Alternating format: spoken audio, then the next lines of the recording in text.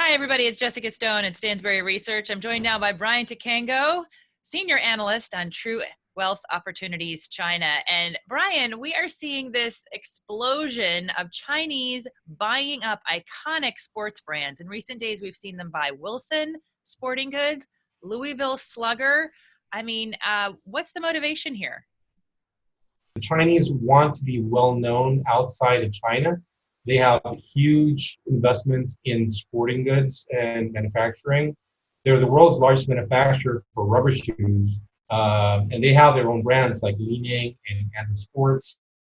How are companies reacting to this latest development in sort of the sports obsession with the Chinese government?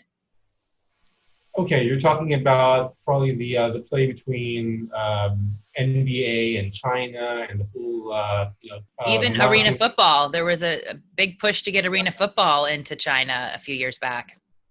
Really, China wants to grow its sports industry into the world's largest, not just one of the world's largest. It has a goal of becoming an almost $300 billion sporting industry by 2025.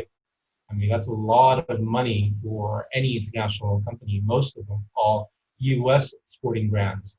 I mean, the three biggest revenue generating sporting organizations in the world are all from the US. You got the MLB, the NBA, you got the NFL. And although I don't think that American football is going to, take off in China anytime soon, I think both baseball and basketball are, right in there.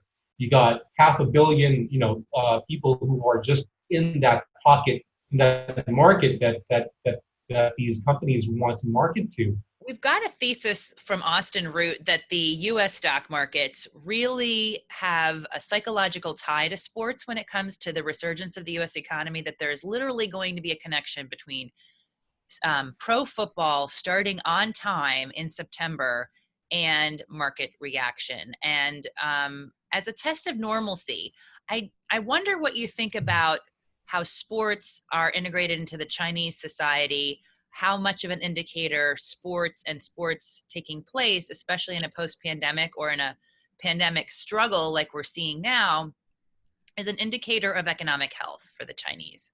In the US, I could understand why sort of a return to normalcy in sports would sort of translate into later on a kind of like sense of, hey, everything's going back to normal. I would understand that sports plays a really big part in the culture of the US, of Americans.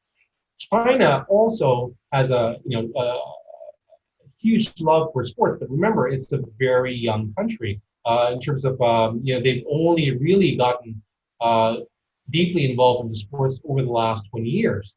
You go back to the 2008 Olympics in Beijing, which really showcased finally China's abilities in sports, and basically that Olympics alone was a showcase not just of China's athletic ability, but of its rising stature in the world stage.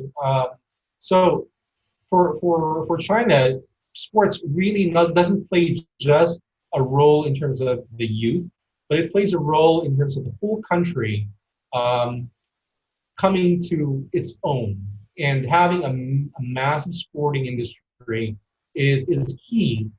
Let me ask you this. I'm wondering how investors react to these acquisitions. We've already seen the Chinese buy a number of engineering firms, auto makers. What tends to be the trend with respect to how investors react to Chinese purchases of these iconic assets?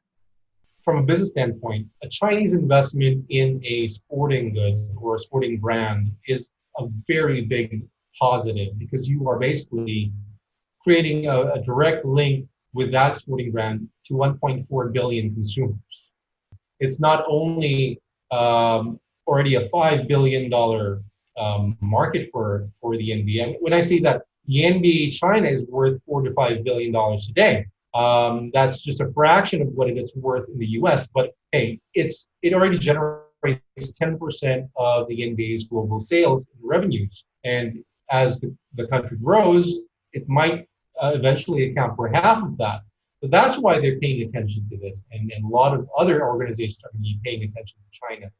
Well, our thanks to you, Brian Tycangco, there from True Wealth Opportunities China. And if you would like to be connected directly to Brian's writing, you can hover on your screen and click on the subscribe icon that will appear.